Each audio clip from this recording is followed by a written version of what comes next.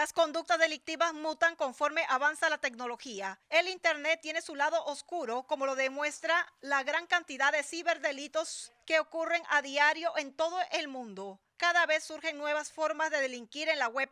Una novedosa forma la constituyen las extorsiones relacionadas con amenazas de publicación en las redes sociales de videos o imágenes con contenido sexual de las víctimas. Estos delincuentes utilizan redes sociales para conocer personas y buscar pareja, como las conocidas redes sociales de citas, en la que se puede contactar con chicas o chicos y conversar con ellos. Colocan en la red el perfil de una mujer o de un hombre sumamente atractivos y esperan a que alguien contacte con ellos. El criminal inicia una relación con esta persona, aparentando tener cierto interés, intercambian imágenes sexuales y posteriormente exigen dinero o un bien valioso para no publicar este contenido íntimo. Este tipo de extorsión es llevado a cabo en algunas ocasiones por organizaciones criminales transnacionales. En otros casos, las llevan a cabo individuos comunes. Este 2019 fue condenado a 4 años por el delito de extorsión un hombre en perjuicio de una dama. La Fiscalía contra la Delincuencia Organizada informó que el hombre solicitaba dinero o mantener relaciones sexuales con la dama a cambio de no enviar fotos de sus partes íntimas a sus hijos, pareja y jefe de trabajo. Sobre el delito de extorsión en Panamá, el Código Penal establece en su artículo 151, quien mediante violencia, intimidación o amenaza grave para procurarse o procurar un lucro indebido o cualquier otro beneficio, obligue a otra persona a tomar una disposición patrimonial, a proporcionar información o a tolerar, hacer u omitir alguna cosa que le perjudique o perjudique a un tercero, será sancionado con prisión de 5 a 10 años. Precisamente ese es el tema que abordamos hoy en el Buffet de Linda.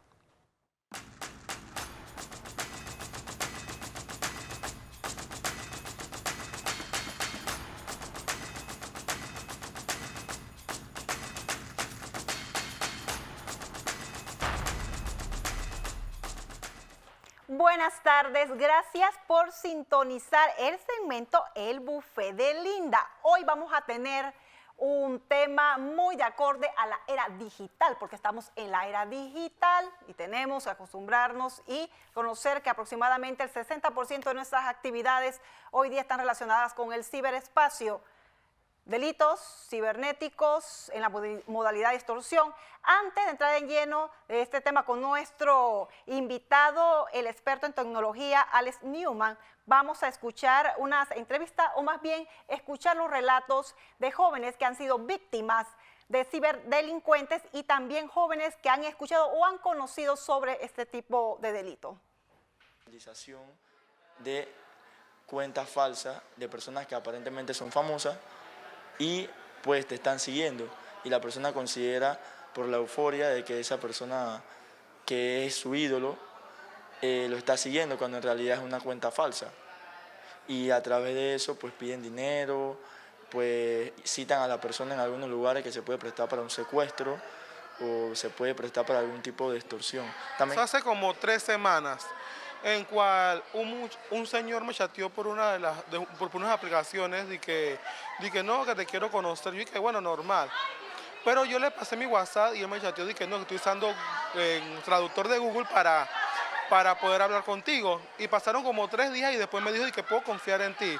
Y me explicó como que habían ido 10 militares, me mandó fotos de todo de él, que habían ido 10 militares a un rescate y encontraron una caja de seguridad, en la cual esta contaba de 10 millones de dólares. No me gusta aceptar a gente que no conozco. Siempre suelo aceptar a mis amigos y así desconocidos, no, porque uno no sabe quién es. Los ciberdelitos, ¿por qué cree que se están cometiendo tanto? Porque hay muchos ciudadanos confiados.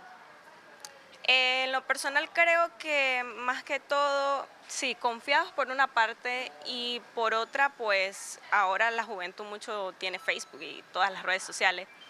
Y por ejemplo mi hermano, se escribe con gente que ni siquiera son del país, entonces hay que ponerle ojo a la juventud también, porque cómo es posible de que, o sea, teniendo tus amigos alrededor, tengas que chatear con gente de otro lado, entonces es un arma de doble filo.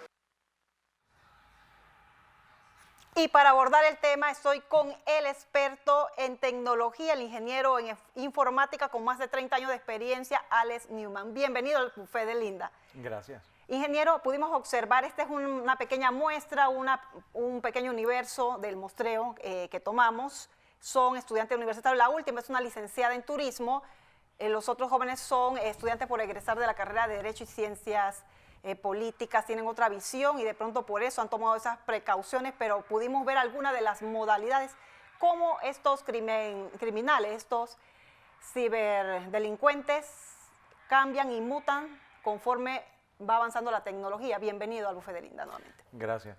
El delito ha estado con nosotros desde tiempos inmemoriales y creando nuevas herramientas.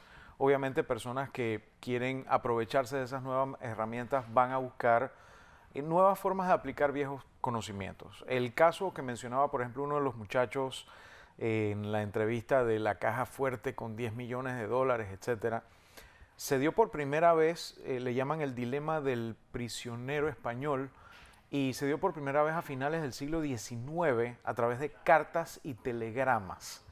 Y muchos de nosotros quizás habramos en algún momento recibido en los años 80, los años 90, un fax con información similar.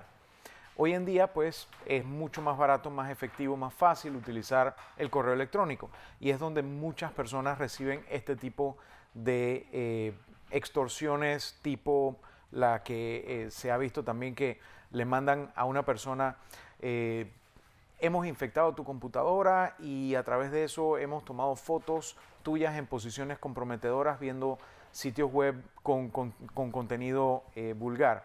Y si no nos pagas esta cantidad de dinero, vamos a estar mandando esta información a tus seres queridos, a tus empleadores, a tus fans, lo que sea. Esto se da porque hay fugas de información y ha estado en las noticias muchas veces que estas grandes empresas que hace 10, 15 años estaban empezando, tipo Yahoo, lo que fuera, se les pierde listados de correos electrónicos, contraseñas, etcétera. Pero son expertos los que cometen los ciberdelitos. Generalmente no, generalmente son simplemente personas que tienen conocimiento de este tipo de sucesos y que en sitios web que no están necesariamente publicitados, pero que están accesibles, consiguen acceso a estas listas de correo y simplemente se las mandan a, no sé, 8, 10, 15 millones de personas y que con 10 que contesten y que caigan en ese engaño, ya es una ganancia.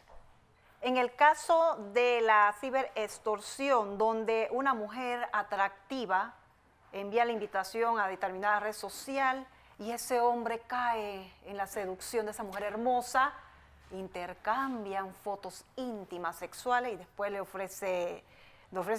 exige una cantidad monetaria determinada a cambio de no publicar este contenido erótico. Esto pasa indistintamente con hombres, mujeres, toda clase de personas, de toda clase de estratos sociales, educación, etcétera. Es un problema bastante general y es más que todo el tema de hay que tratar de ser un poco más precavido. El Ministerio Público hace unos 3 meses desmanteló una red y resultó que eran personas que vivían en países africanos. ¿Por qué usualmente los ciberdelitos, una cantidad considerable de esta conducta delictiva se cometen en países de África? De hecho, muchos de estos delitos están tipificados bajo el código en Nigeria penal, bajo el artículo 419 o algo así por el estilo.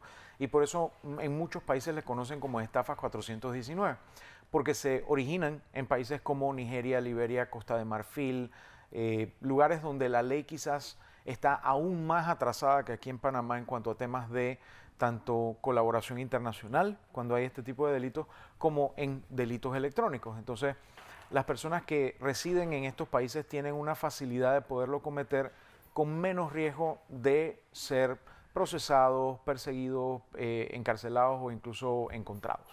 En el caso de los dispositivos digitales, usted me hablaba antes de empezar el segmento, de que hay que tener cuidado con las fotografías íntimas que se toman, contenido sensitivo, porque un dispositivo celular, una laptop, se puede extraviar muy fácilmente, incluso ser hurtada o robada. Yo diría que, al igual que muchas otras cosas, la mejor manera de evitar que ese tipo de contenido caiga en manos de terceros es no tomarlo en un principio. Sin embargo, entiendo que hay personas que pueden tener esa afición y no tiene nada de malo en personas adultas. En ese sentido, el tener cuidado con esa información, esos archivos, es importantísimo, tanto no solamente en el equipo físico. Por ejemplo, la mayoría de los celulares soportan que si código, huella, patrón, ese tipo de cosas. También permiten en muchos casos guardar información con doble cifrado, o sea que incluso si la persona se sabe la contraseña, tiene que saberse otra para poder acceder a este contenido.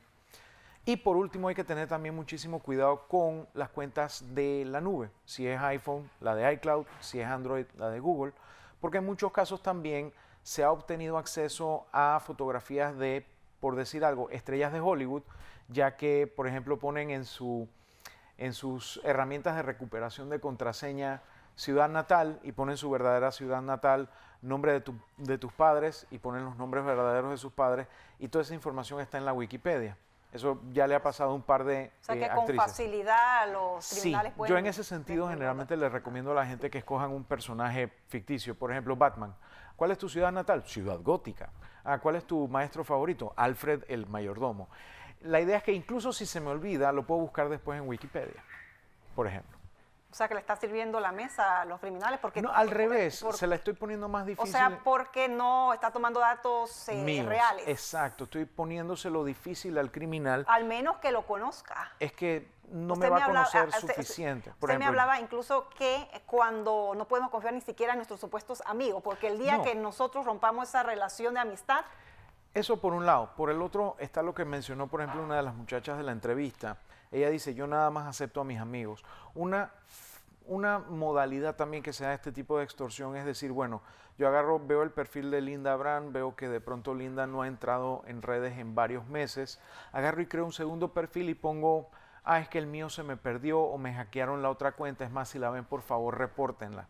Y agarro y copio todas las fotos y las subo y empiezo a agregar gente. Entonces de pronto otros colaboradores de aquí de Next TV van a decir, esa es Linda, yo la conozco. Y voy haciéndome una cuenta relativamente válida con gente que me conoce. No hablo con nadie, no hago nada, simplemente voy creando la cuenta. Esa cuenta después la puedo vender, la puedo utilizar, por ejemplo, para atacar a terceros. Se dio mucho en la política, tanto en el periodo pasado como en el anterior, que se utilizaban cuentas de esa índole para tratar de crear confusión, no solo en Panamá, sino también en otros países. Entonces, incluso si conocemos a la persona, tenemos que verificar. A mí ya me ha pasado que yo tengo amistades que me añaden por segunda o tercera vez y yo le pregunto qué pasó. No, que es que me hackearon la otra cuenta. Yo, sí, está bien, vamos a hacer algo. Mándame un WhatsApp para saber que tú eres tú, por ejemplo. Y me doy cuenta que sí, en efecto, es el número de teléfono que yo tengo. toma su medida Sí. de previsión por ser experto y... No solo por ser experto, es que simplemente es una buena idea. Ronald Reagan citaba un refrán que le enseñó Mikhail Gorbachev, que en ruso, me disculpan la mala pronunciación, doveryai na proveryai, que significa confía, pero verifica. O sea, yo voy a confiar, sí, Linda me está agregando, pero igual voy a verificar. No vaya a ser que de pronto no sea Linda con quien esté hablando. Ingeniero, también hablando un poco de la investigación penal del Ministerio Público, ¿usted ha tenido clientes que le han expuesto que alguno de sus familiares ha sido víctima del ciberdelito? Sí, en ese sentido yo creo que se debe no solamente apoyar al Ministerio Público con los recursos que se necesitan, tanto del personal adecuado que tienen, pero siempre pueden haber más, en el sentido de que somos un país que cada día va creciendo más y requiere del apoyo de profesionales idóneos en el área, sino también no solamente de educar a esos profesionales y mantenerlos educados, sino también educar a los abogados, a los técnicos e incluso al público en general para saber cómo deben manejarse y manejar las evidencias cuando suceden este tipo de cosas.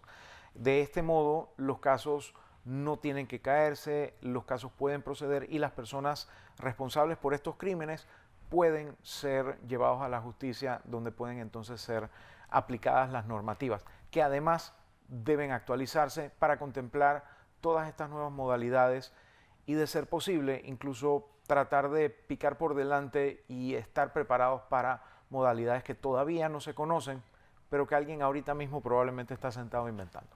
Podemos observar en el Código Penal que es muy general la normativa que sanciona los delitos cibernéticos. De hecho, el verbo rector de los delitos cibernéticos contra la seguridad cibernética habla quien indebidamente. Indebidamente significa que no sustrajo la información con autorización, pero ¿qué pasa? Y también se ha dado, de hecho, en la nota introductoria vimos una sentencia de 4 años a un caballero que aparentemente tenía una relación íntima con la dama.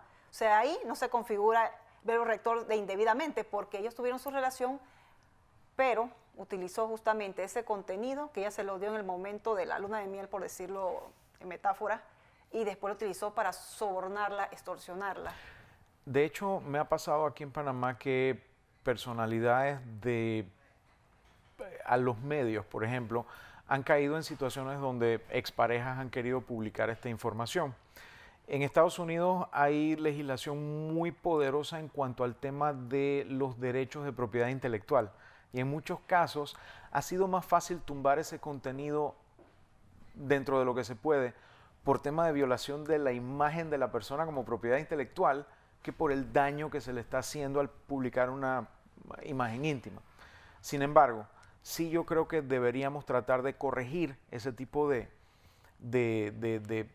vocabulario en nuestras leyes que se pudiera prestar para una interpretación y que sea más algo que se cumpla y no que se interprete, y que se actualice también para contemplar estos casos, no solamente de poder nosotros pedir a otros países, otras legislaciones, otras empresas, que se quite este tipo de contenido, que se persiga a estas personas que hacen este daño, sino también cuando eventualmente pase, si es que no está pasando ya mismo, cuando otros países nos pidan a nosotros colaboración para ubicar gente que esté de pronto en Panamá, tratando de aprovechar quizás un vacío legal o lo que fuera, que eso tampoco se dé, porque tampoco nos conviene como país. En resumen, ya para concluir, un resumen, si lo pueden, lo más sustancioso posible, de las recomendaciones.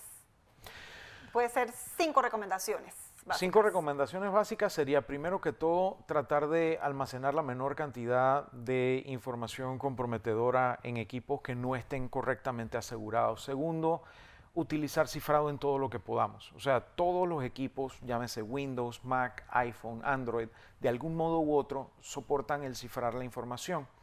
Mucha gente dice, es que la dificultad es memorizar claves o lo que fuera. Bueno, muchos de estos dispositivos permiten que nuestra llave sea un USB o que sea una huella digital o cualquier otra cosa. El método lo hay, es cuestión de acostumbrarse, como nos acostumbramos nosotros a vivir en una ciudad donde tenemos que cerrar la puerta con llave, porque simplemente cerrarla no es suficiente. Otra recomendación sería tener muchísimo cuidado con no reutilizar contraseñas. Mi contraseña de Hotmail no debe ser la misma que la del Netflix, que no debe ser la misma del Gmail.